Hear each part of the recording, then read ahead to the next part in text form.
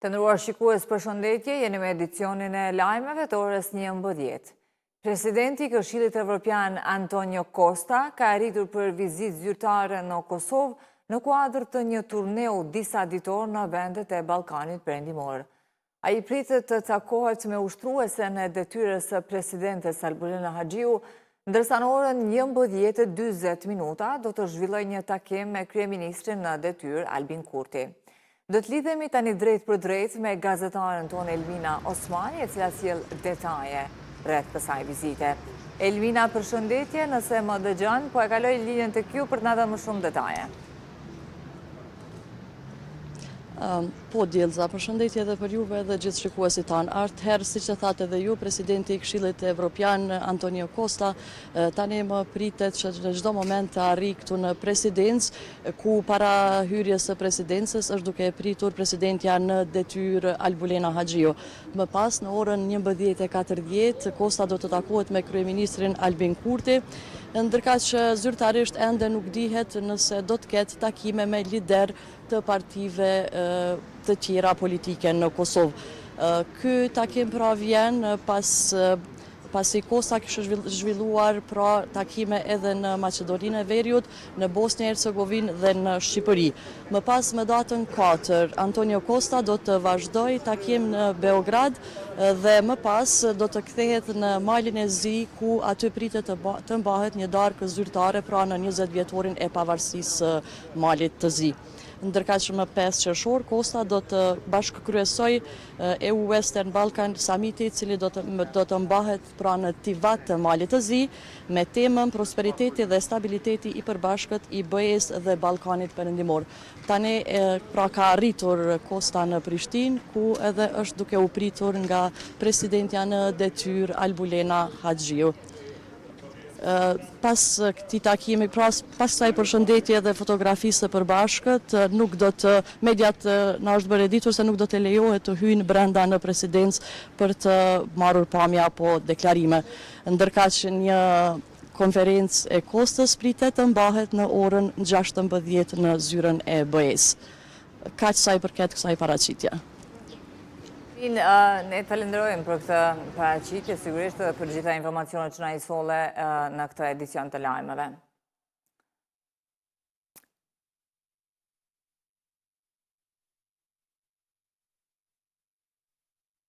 Ndërkohë, Komiteti për Punë të Jashtme i Parlamentit Evropian pritet të votojë sot raportin për Kosovën, në të cilin shprehet keqardhje për pasojat e ngërçit politik dhe vonesat në proceset reformuese në vend. Në dokument theksohet se kjo situatë mund të rrezikojë zbatimin në kohë të reformave dhe shfrytëzimin e plotë të mundësive që ofron plani i rritjes Bashkimit Evropian. Raporti mbështet aplikimin e Kosovës për statusin e vendit kandidat në Bashkimin Evropian dhe u bën thirrje shteteve anëtare që të avansojnë procedurat përkatëse. Dokumenti riafirmon gjithashtu rëndësinë e dialogut ndërmjet Kosovës dhe Serbisë si pjesë e procesit të integrimit evropian. Po ashtu kërkohet që përgjegjësit e sulmit terrorist në Bajnës të vihen para drejtësisë, ndërsa shprehet shqetësim për mungesën e procedimeve penale ndaj Milan Radojčić. Ambasadorët e shteteve anëtare të Bashkimit Evropian kanë autorizuar hapjen e negociatave me vendet e Ballkanit Perëndimor për heqjen e tarifave të roamingut. Vendimi pritet të miratohet edhe zyrtarisht në takimin e ministrave të brendshëm të BE-s, që mbahet nesër, duke shënuar nisjen e procesit të negociatave individuale me secilin shtet të rajonit. Ky proces synon arritjen e marrëveshjeve sektoriale ndërmjet Bashkimit Evropian dhe Shqipërisë, Bosnjë e Hercegovinës, Kosovës, Malit të Zi, Maqedonisë së Veriut dhe Serbisë, me qëllim heqjen graduale të roamingut në rrjetet publike të komunikimeve mobile. Presidenca Qipriote e BE-s e ka përshëndetur vendimin duke theksuar mbështetjen për perspektiven evropiane të Ballkanit Perëndimor, ndërsa zyrtarët evropian synojnë që negociatat dhe marrëveshjet përkatëse të përmbyllen brenda 6 muajsh.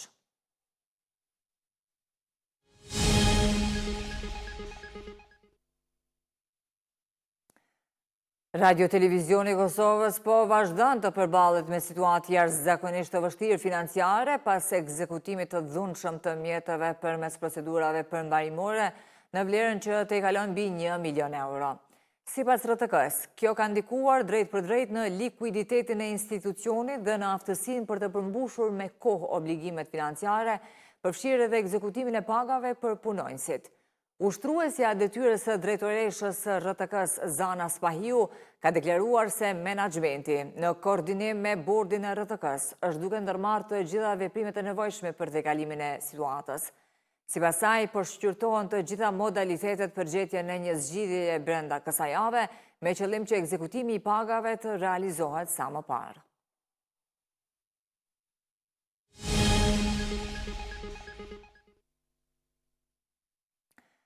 Radio Televizioni i Kosovës ka nisur organizimin e edicionit të 4 të Festivalit të Këngës dhe edicionit të 5 të Festivalit të Këngës për fëmijë. Organizatorët thonë se përmes këtij koncepti të zgjeruar, synojnë të promovojnë krijimtarinë muzikore vendore dhe talentet e reja. Nis organizimi e edicionit të 4 të Festivalit të Këngës në Radio Televizionin e Kosovës dhe Festivalit të parë të fëmijëve. Në 3 edicionet e deritanishme, Festivali i Këngës në Radio Televizionin e Kosovës është konsoliduar si një nga platformat më të rëndësishme për promovimin e krijimtarisë së re muzikore në Kosovë. Për gjatë këtyre viteve, festivali ka sjellë 10 krijime të reja muzikore, duke ofruar një hapësirë konkurruese për artistët e skenës vendore dhe duke dëshmuar potencialin krijues të autorëve shqiptar. Pas përmbylljes së 3 edicioneve të para, tashmë ka nisur përgatitjet për edicionin e 4, i cili këtë vit do të vijë me një koncept të zgjeruar.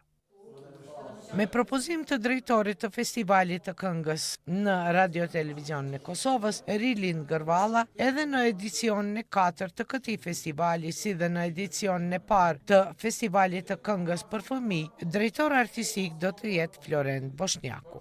Gërvalla ka vlerësuar kontributin e Boshnjakut në 3 edicionet e deritanishme, duke shprehur besimin se përvoja dhe angazhimi i tij do të reflektohen edhe në programin artistik të këtij viti.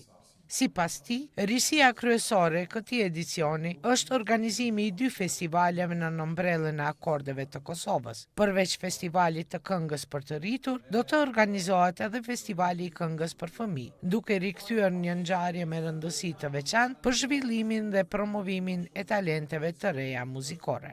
Ndërkohë, organizatorët kanë nisur fazën përgatitore të festivalit, e cila përfshin konsolidimin e ekipit profesional dhe koordinimin e aspekteve kryesore organizative e artistike. Grupi i punës, i udhëhequr nga drejtori i festivalit Rilin Gërvalla, ka bërë të ditura edhe datat e mbajtjes së akordeve të Kosovës. Më 29 tetor do të zhvillohet nata garuese e Festivalit të Këngës, më 30 tetor finalja e edicionit të 4, ndërsa më 31 tetor do të mbahet edicioni i parë i Festivalit të Këngës për fëmijë. Organizatorët synojnë që përmes këtij edicioni të vazhdojnë promovimin e krijimtarisë muzikore vendore dhe të forcojnë rolin e festivalit si një nga ngjarjet më të rëndësishme të muzikës në Kosovë.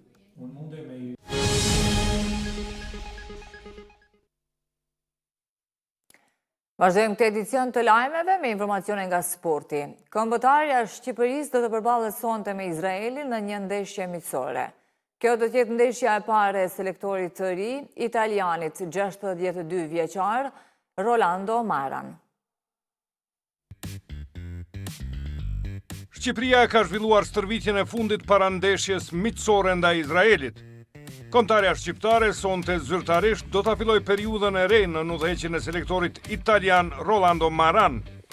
Pas largimit të brazilianit Silvinho, ndeshja kundër Izraelit do të jetë e para e kombëtarës shqiptare dhe e para për italianin 62 vjeçar. Ekipi për ndeshjen e sonte është i plot përveç sulmuesit Myrto Uzuni, i cili do të vlerësohet përsëri nga stafi mjekësor. Kjo do të jetë miqësorja e parë e Shqipërisë në këtë seri të ndeshjeve miqësore të përcaktuara para fillimit të kampionatit botror me 12 qershor. 30 më vonë, Shqipëria do të luajë miqësorën e dytë kundër Luksemburgut. Kuqezin do të fillojnë kampanjën e re të Ligës së Kombeve në Ligën C me 26 shtator kundër Bielorusis. Përveç Bielorusis, në grupin e Shqipërisë është edhe Finlanda dhe San Marino.